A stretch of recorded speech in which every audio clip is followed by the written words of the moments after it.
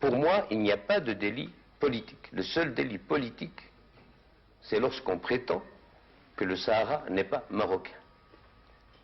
Que les non-marocains puissent le prétendre, de bonne ou de mauvaise foi, ceci m'est complètement égal. Mais allez demander aux Français de la Première Guerre mondiale s'ils pensaient que l'Alsace-Lorraine n'était pas française. Eh bien, c'est la même chose. Je suis là pour défendre l'intégrité territoriale de mon pays.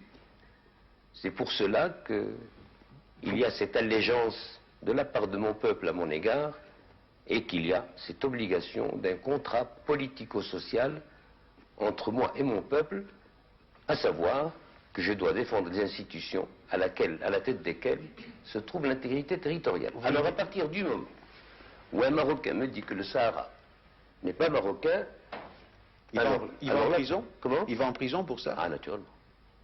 C'est un délit d'opinion ou... Ah non, non, non, non. Vous pouvez accepter, en France, qu'en 68, un Allemand, Cohn-Bendit, traîne le drapeau français sur les Champs-Élysées par terre, suivi en cela par des centaines de milliers d'étudiants.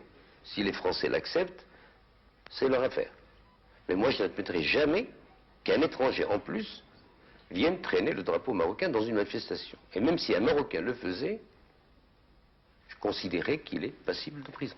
Bien. Majesté, une autre question.